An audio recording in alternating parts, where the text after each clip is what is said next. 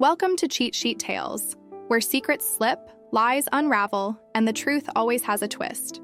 Real stories, raw confessions, shocking betrayals. Drop a comment if you've ever caught a red flag too late. Now, let's get into today's tale. You're already overpaid for what you do here, Maya. I'm sitting in his office holding a printed email with salary comparisons. I spent 3 hours researching. My hands are shaking because I hate asking for things. I hate confrontation, but I'd finally worked up the courage to ask for $12,000 more a year.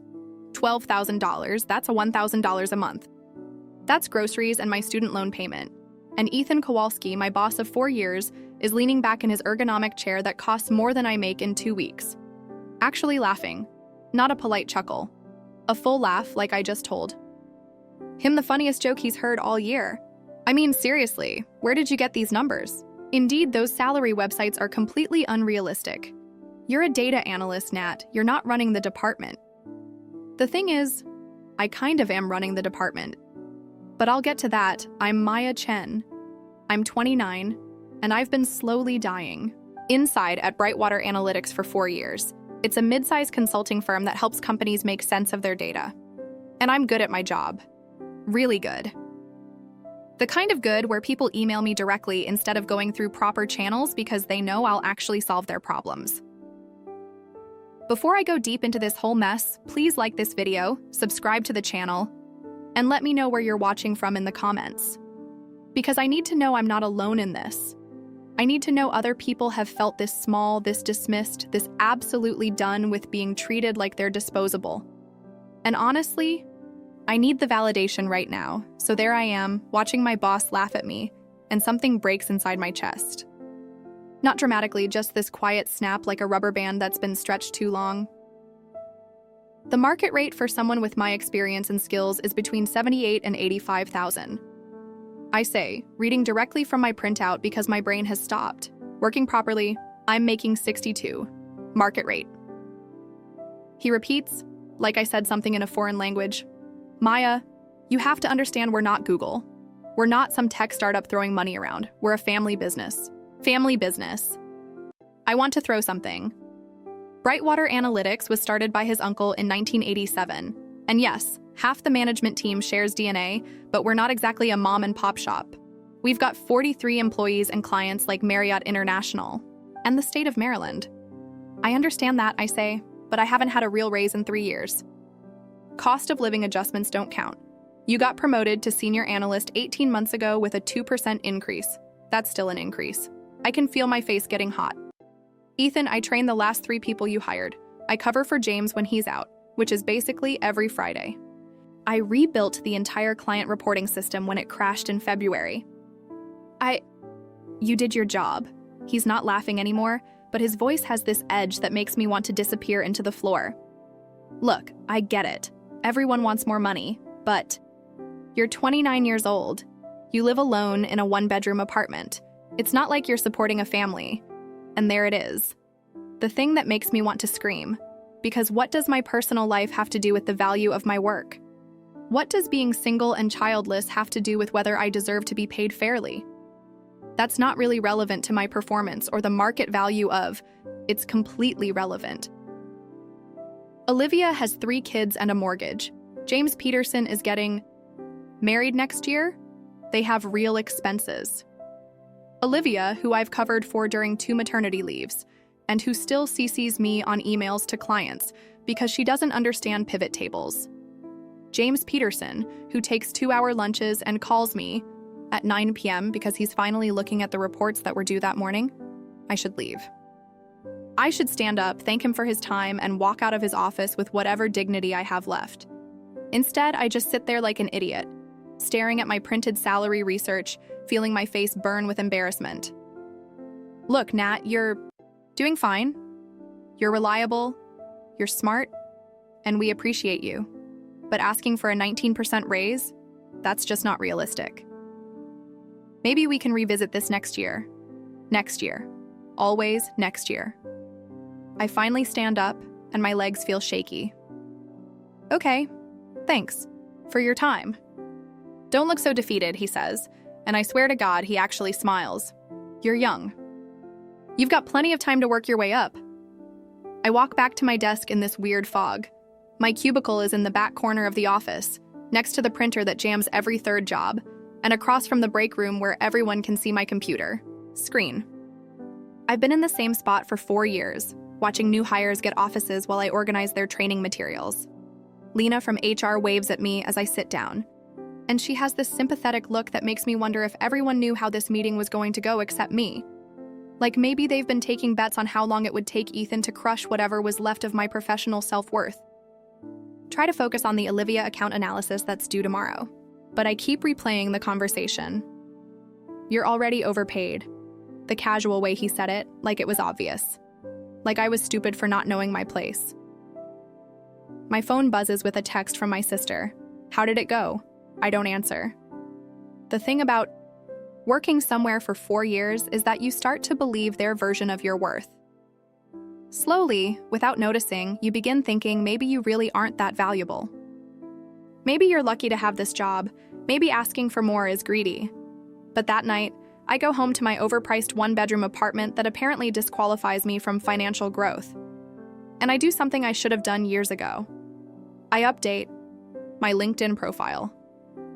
I don't do it out of spite. I'm not plotting some elaborate revenge. I'm just tired. Tired of being grateful for scraps. Tired of watching less qualified people get promoted around me. Tired of feeling guilty for wanting more. It's high. Takes me 3 hours to update everything. My work history, my skills, my accomplishments. Seeing it all laid out like that, I realized I've been underselling myself for so long that I'd started to believe my own discount pricing. I've single-handedly managed client relationships worth over $2 million. I built the data visualization dashboard that landed us the Whitfield Hospital contract. I've trained 6 people who now make more money than me. I speak Python, SQL, R, and Tableau fluently. I have a master's degree in statistics from Johns Hopkins. On paper, I look pretty damn good. I set my profile to open to work and go to bed. The next morning, I have 11 LinkedIn messages waiting for me. 11.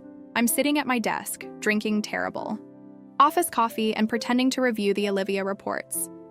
But really, I'm reading message after message from recruiters and hiring managers who apparently think my skills are worth something.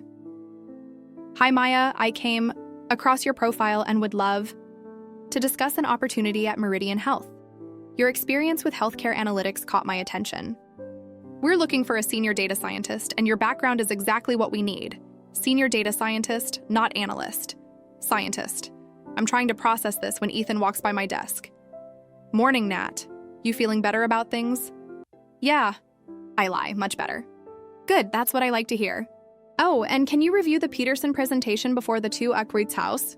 He's feeling nervous about the data sections. Of course he is. I spend my lunch break taking a recruiting call in my car. The woman on the phone is named Diana Vasquez, and she's calling from Coastline Medical Systems. They need someone to lead their analytics team for a major software implementation project. The position is remote, flexible, she's saying, and the salary range is between $120 and $150, depending on experience. $120,000? I'm quiet for so long that Diana asks if I'm still there. Sorry. Yes, I'm here. That salary range is for the position I'd be applying for. Well, looking at your background, I'd probably slot you somewhere in the middle of that range.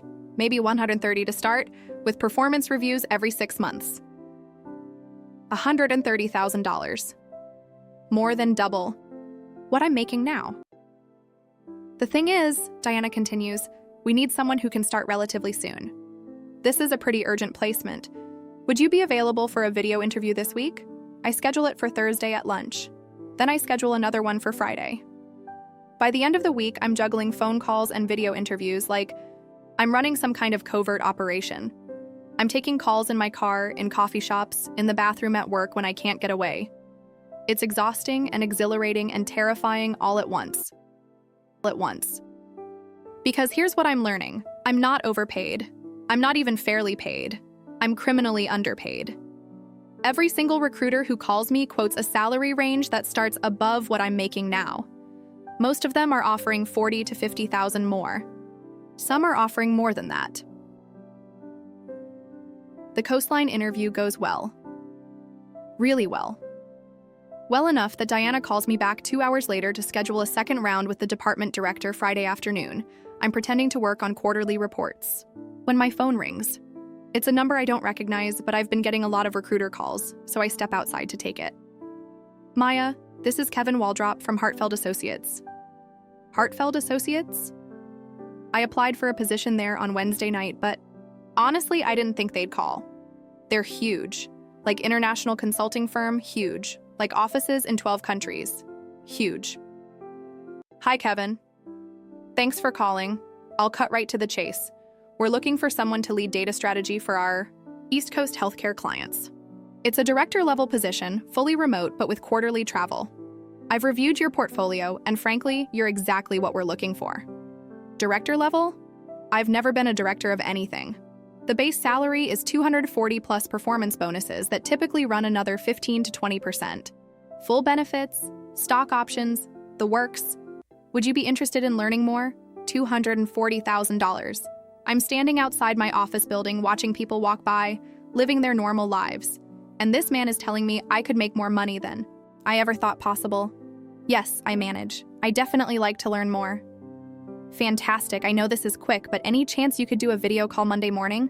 I've got the hiring manager available at 10 a.m. Eastern. I schedule the call. I go back inside feeling like I'm walking through a movie about someone else's life. This doesn't happen to people like me.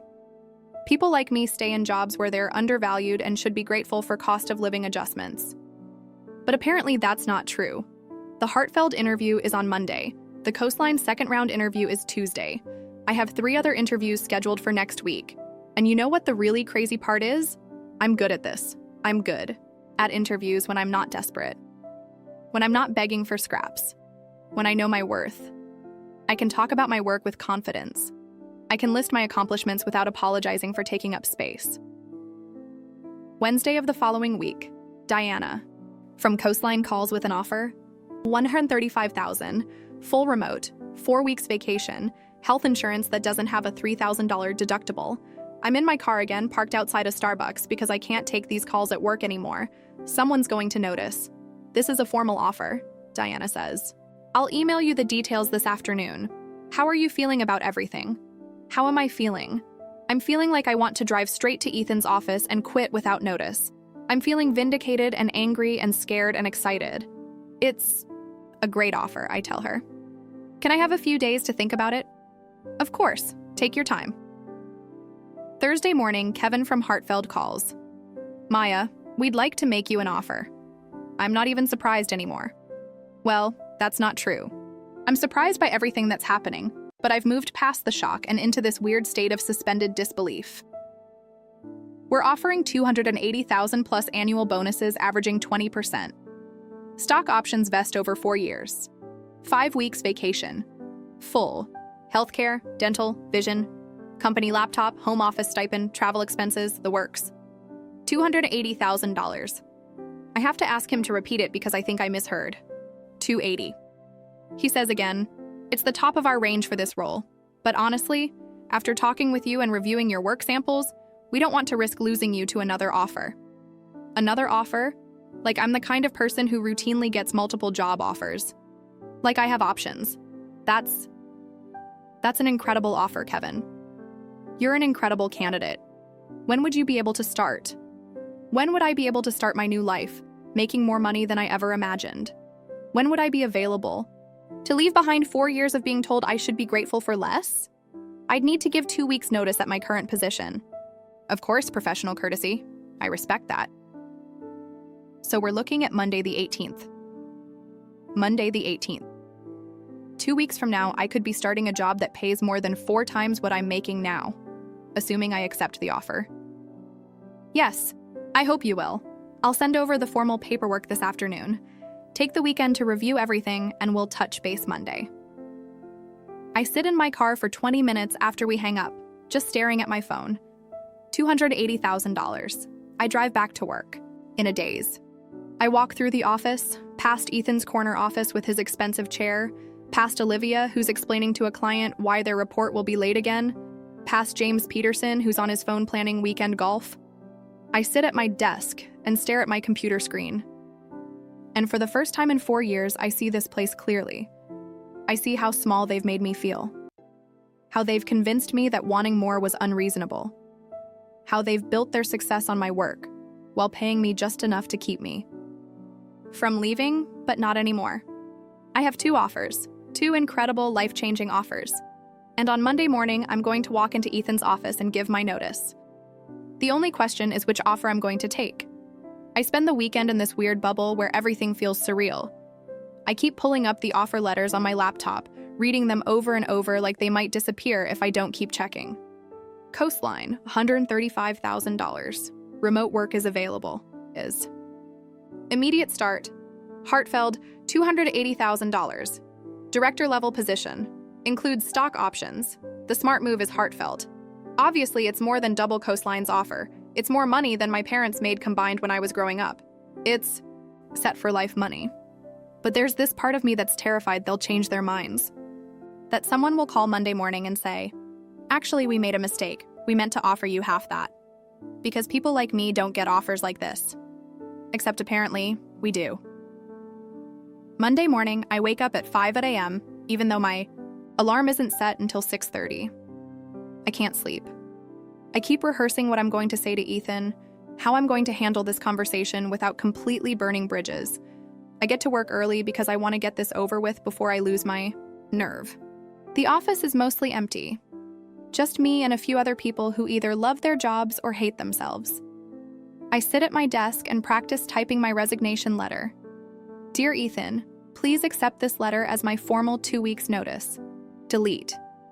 Dear Mr. Kowalski, I am writing to inform you of my resignation. Delete. This letter serves as formal notification that I am resigning from my position. God, this is harder than I thought. How do you professionally tell someone who laughed at your worth that you're leaving for more money than they probably make? At 8:30, I see Ethan walk in with his usual Monday morning Starbucks and newspaper. He's got this routine where he reads the sports section first, then checks his emails, then starts bothering people about their weekend productivity. I give him 20 minutes to settle in, then I walk over to his office. Hey, Ethan, do you have a few minutes? Sure. Come on in. Close the door. He doesn't look up from his computer. I actually wanted to talk to you about the Olivia account. I think we need to restructure some of the reporting timelines. I sit down across from his desk, holding my resignation letter that I finally finished typing 5 minutes ago. Actually, I need to discuss something else first. Something in my tone makes him look up. I'm giving my 2 weeks notice. The words come out steadier than I expected. Clean and simple and final. Ethan stares at me for a full 30 seconds without saying anything. I can hear the office printer warming up outside his door. Someone making coffee. Normal Monday morning sounds. You're quitting? Yes. Why? What happened? Did someone say something to you? And this is the moment I've been waiting for without realizing it. The moment where I get to tell him exactly why I'm leaving. I found a position that values my skills appropriately. Maya, if this is about our conversation, last week it's not about the conversation. It's about the outcome of the conversation. He leans back in his expensive chair, and I can see him calculating, trying to figure out how much trouble this is going to cause, who he'll have to reassign my work to, how long it'll take to replace me. What kind of offer are we talking about here? Because maybe there's room for negotiation. 2 weeks ago, I would have fallen over myself to hear him say those words. 2 weeks ago, the possibility of negotiation would have felt like winning the lottery. Now it just makes me tired. I don't think we're in the same ballpark. Ethan, try me. What are they offering? I almost tell him. I almost say $280,000 just to watch his face change. But something stops me. Maybe it's professionalism. Maybe it's self-preservation. Maybe I just don't want to give him the satisfaction of knowing exactly how much he undervalued me. Significantly more than my current salary. How?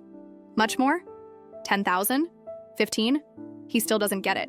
He still thinks I'm in his league playing by his rules. More than that. Hugh? 30? Come on, Nat. Help me out here. I can't make a counteroffer if I don't know what we're working with. I don't want a counteroffer. Ethan. I've made my decision. This is when his expression changes. When he realizes this isn't a negotiation tactic or a plea for attention, this is actually happening. You're serious? Completely serious. Serious. What company? I'd rather not say until everything is finalized. Is it a competitor? Because you know there's a non-compete clause in your contract, and there it is. The threat. The attempt to make me feel trapped and guilty for wanting more. I've reviewed my contract. This position doesn't violate any non-compete restrictions. I haven't actually reviewed my contract that carefully, but I'm pretty sure Ethan hasn't either.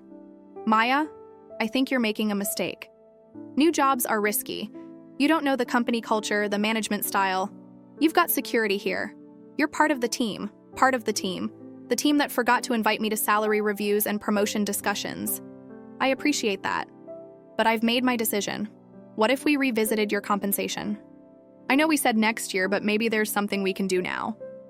Now that I'm leaving, suddenly there's budget flexibility. I'm not interested in revisiting anything. My last day will be Friday the 25th. I stand up to leave, but Ethan keeps talking. Just think about this over lunch, okay? Don't do anything hasty. We can figure something out. I walk back to my desk, feeling lighter than I have in years. It's done. I actually did it.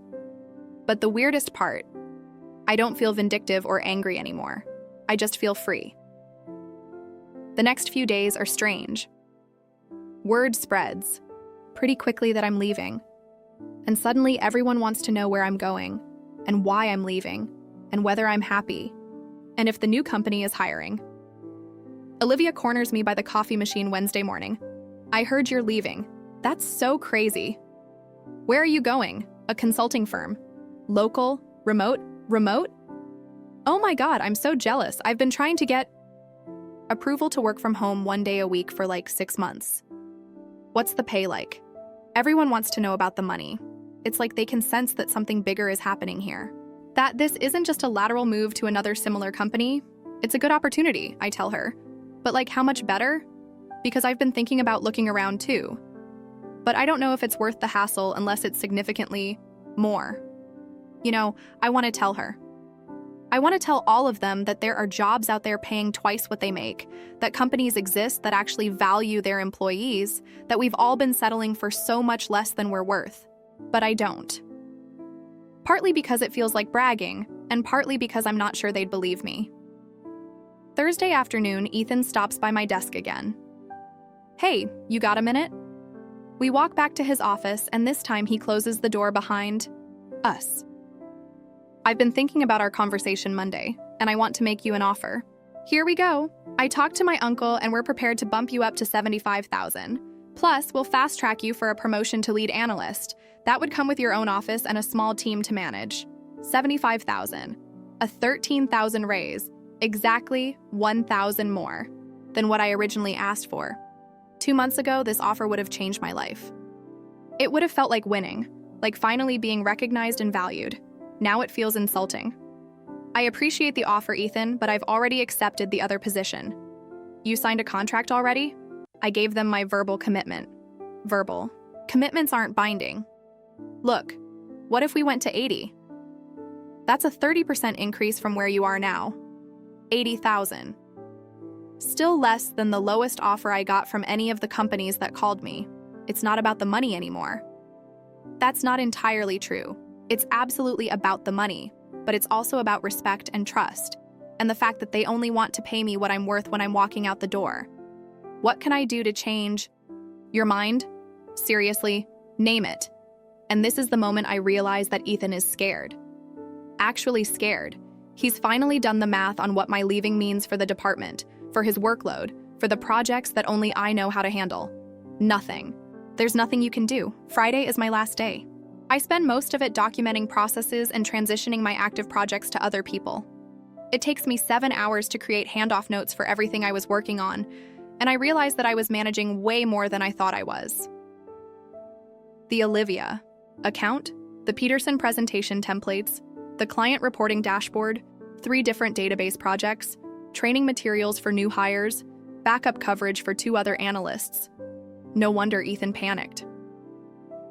At 5 p.m., I pack up my desk. 4 years of accumulated stuff. a desk plant, some framed photos, a coffee mug I brought from home, a stapler I bought myself because the office ones are terrible. It all fits in one small cardboard box. Ethan watches me pack from his office doorway. "You sure about this, Nat?" "I'm sure." "What if the new job doesn't work out? You know, you're always welcome back here." "Thanks. I appreciate that." "I don't appreciate it, actually. But there's no point in burning bridges, even bridges to places you never want to cross again." I walk out of Brightwater Analytics at 5:47 p.m. on a Friday, carrying my small box of personal items and feeling like I'm stepping into a completely different life. Monday morning, I start work at Hartfeld Associates. The onboarding process takes 3 days, 3 full days of training, system setup, meet and greets with my new team, and orientation sessions. They assign me a buddy for my first month, give me a $2,000 stipend for home office equipment, and send me a welcome package with company swag and a handwritten note from the CEO. My first paycheck is more than I used to make in 3 months. But here's the thing, nobody tells you about revenge. It's not actually about the other person. It's not about proving them wrong or making them suffer. It's about proving to yourself that you were right all along. I was worth more than they were paying me. I did deserve better. I wasn't being unrealistic or greedy or demanding. I was being human. After weeks into my new job, my phone rings. Unknown number, but the area code looks familiar. "Maya, this is Ethan." I almost don't answer. I'm in my home office, working on a data strategy presentation for a client meeting, drinking coffee from a mug I actually chose instead of whatever was left in the office kitchen. "Hi, Ethan." "Hey, I hope it's okay that I'm calling." "I got your number from HR. What can I do for you?" "Well, we're having some trouble with the Olivia account. Their Q3 reporting requirements changed, and honestly, nobody here really understands the dashboard system you built. Olivia's been trying to figure it out, but Olivia doesn't understand pivot tables, much less complex data visualization dashboards. I documented everything before I left." I know. "And your notes are great, really comprehensive, but there are some specific client requirements that weren't in the documentation, and we're kind of stuck." I wait for him to ask his actual question. "I was wondering if you might be available for some consulting work, just a few hours to help us navigate this transition." "We'd pay your consulting rate, of course." "My consulting rate? I don't have a consulting rate. I've never been a consultant. What kind of timeline are we talking about?" "Well, the client presentation is next Friday, so pretty immediate." "I know. It's a big ask, but you're the only person who really knows this system inside and out. The only person who knows how to do the work that he told me I was already overpaid for. I'll have to check my schedule and get back to you." Of course. But if you could let me know soon, that would be great. We're really in a bind here." After we hang up, I sit in my home office for a long time thinking, I could help them. I could spend a few hours this week walking Olivia through the dashboard system and ensuring a smooth client presentation. It would be the professional thing to do, the kind thing to do. Or I could let them figure it out themselves. The end, I text him back. After reviewing my current commitments, I won't be able to take on additional consulting work at this time. Best of luck with the presentation. He calls me twice after that. I don't answer. Months later, I get a LinkedIn message from Lena in HR. "Hey Maya, hope you're doing well in your new role. We're hiring for a senior data scientist position, and I immediately thought of you. Would you be interested in discussing an opportunity to come back to the Brightwater family? Senior data scientist."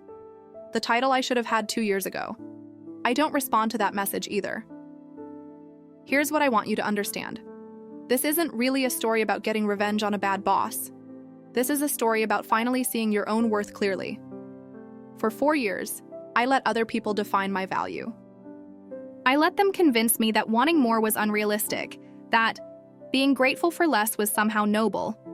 But the truth is, nobody else gets to decide what you're worth. Not your boss, not your company, not your family, not society. You get to decide that. And once you really know your worth, not just intellectually, but in your bones, everything changes. It changes how you walk into rooms, how you talk about your work, how you negotiate, how you show up in the world, It changes what you're willing to accept and what you're willing to walk away from. I'm not making $280,000 a year because I'm special or lucky or because I somehow magically transformed overnight. I'm making that money because I finally stopped undervaluing myself. The company I left, they hired 3 people to replace me. 3. And according to my former colleague, who still texts me occasionally, they're still struggling with some of the systems I built. Ethan got promoted to regional director 6 months after I left, which is hilarious because his region is now performing worse than it has in 5 years. Sometimes the best revenge is just living well. Sometimes it's knowing that while they're scrambling to replace you with 3 people, you're building something bigger and better and more valuable than they could ever imagine. And sometimes, when your old boss calls you, desperate and panicked, asking for help with work he once told you were overpaid to do, the sweetest revenge is just saying no. If you made it this far, please hit that like button and subscribe to the channel. And tell me in the comments, what's the biggest risk you've ever taken for yourself? When did you finally decide you are worth more? Because I need you to know that you are. You're worth more than whatever situation you're settling for. You're worth more than the people who make you feel small. You're worth exactly what you decide you're worth. And once you really believe that, everything becomes possible.